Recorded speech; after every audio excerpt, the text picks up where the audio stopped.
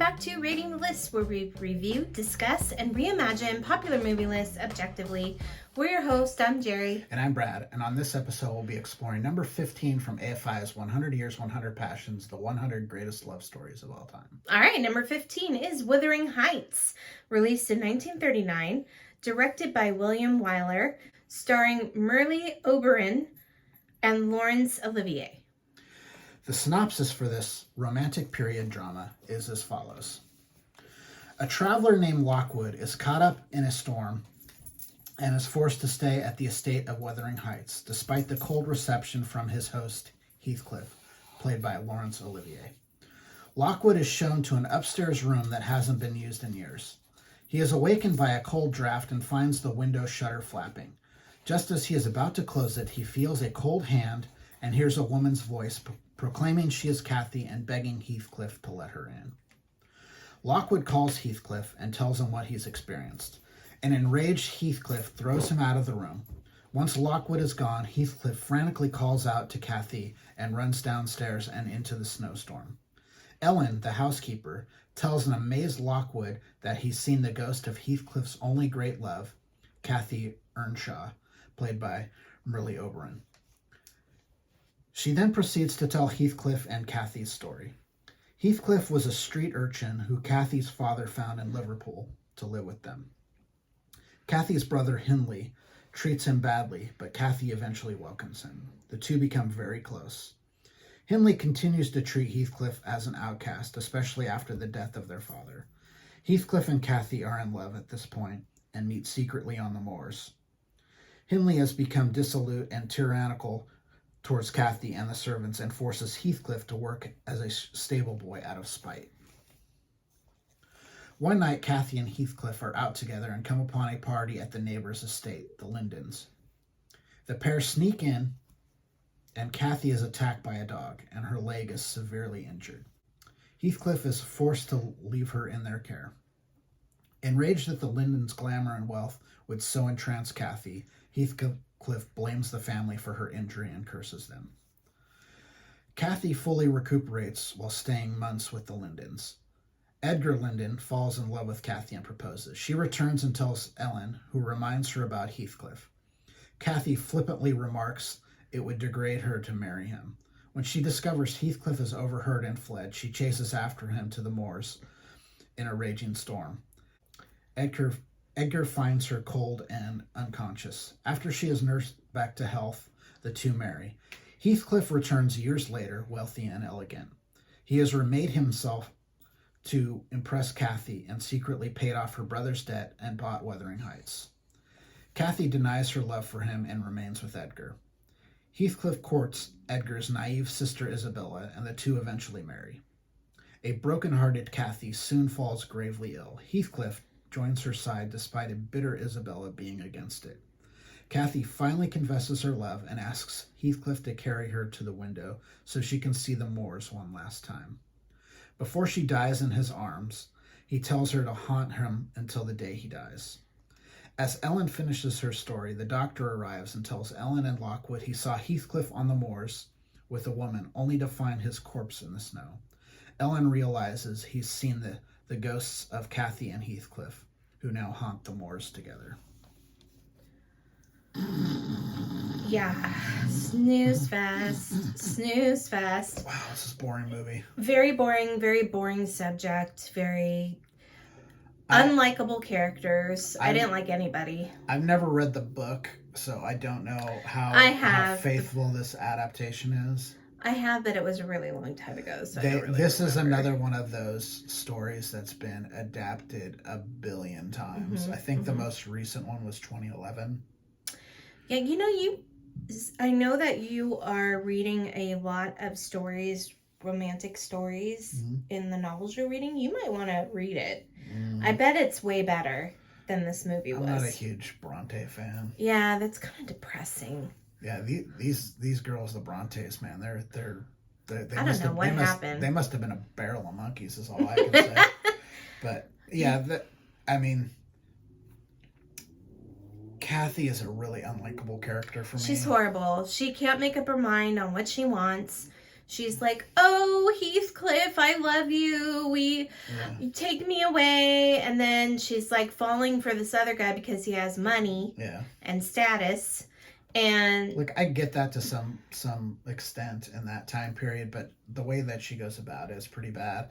And Heathcliff is not a gem himself, but I also understand how he got there.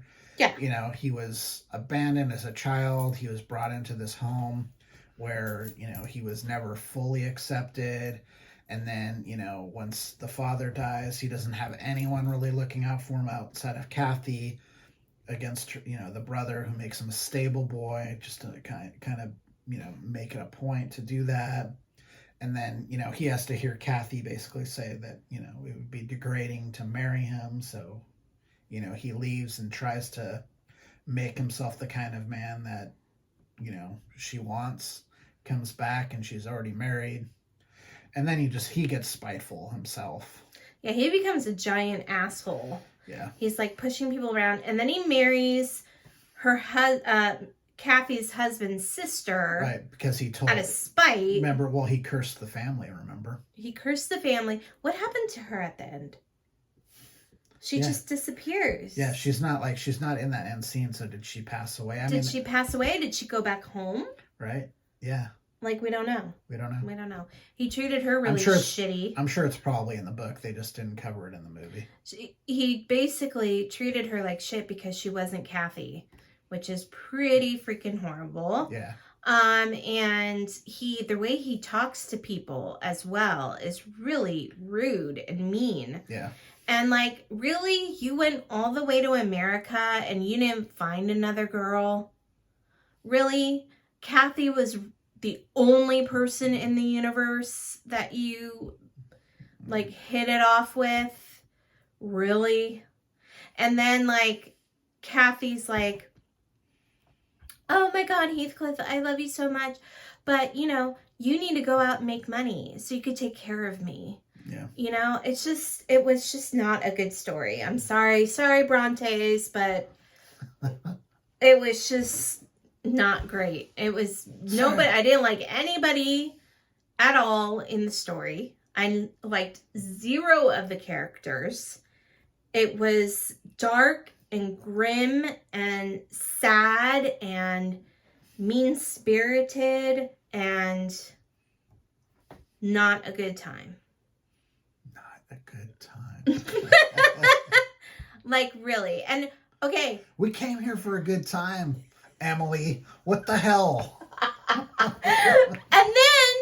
then okay, so then you're telling me that Heathcliff doesn't die like immediately after Kathy dies. He waits for this complete stranger to like come to his house to run out and like look for her.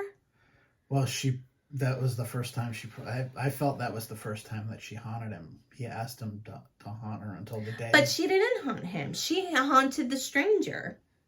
Well, she called out for him, though. Yeah, because she thought, he's probably sleeping in the bed that we were supposed to share together. But he's not. Yeah, no. You're getting bitter at ghosts now, too. Damn. I mean, they don't even know how to haunt right.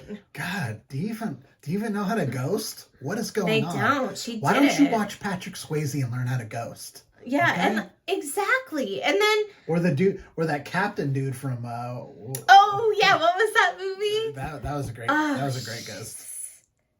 He was such a dramatic ghost. I love it. Oh my God, he was so drama. That whole movie was drama. It was so gothic. Yeah. But this movie just like, and then she like, oh, I want to see how the other people are dancing. So they go and they hop the fence and they go and watch these people dance, and then she gets bitten by a freaking dog. Yeah. And then she has to stay there and just gets totally entranced by money, and she's like, yeah, she's like, Heathcliff who? Heathcliff exactly. What? And then she comes over back to her house and she's like, oh, Heathcliff, why don't you wash your hands? You're so dirty. And then she's like, wait, oh, why'd I do that? It's just, yeah. It's so annoying. I can't deal with that kind of stuff. I know. I can't. She can't do it, guys. I can't. This is my problem with the #1 movie. I know. Wait until my sister hears my thoughts on that movie. Oh yeah, I know. It's gonna be fun. Yeah. Anywho. So I gave this one a 53. Jerry gave it a 48. The list score is 50.5. All right, sorry, I kind of rambled on about how much I hate this movie. We know. Okay. We got it. Okay, well, if you disagree and think for some reason that this movie is fantastic, please let us know in the comments. You will hear from me. If you're so wrong that you think it's fantastic, my goodness, honey. Salty. Yeah, so anyway, yeah, if you want to follow us, please do. Subscribe to our channel. If you would like to contact us directly, please do so at ratingthelist@gmail.com. But for now, I'm Jerry. And I'm Brad. And we're Rating the List. We'll see you next time. Bye. Bye.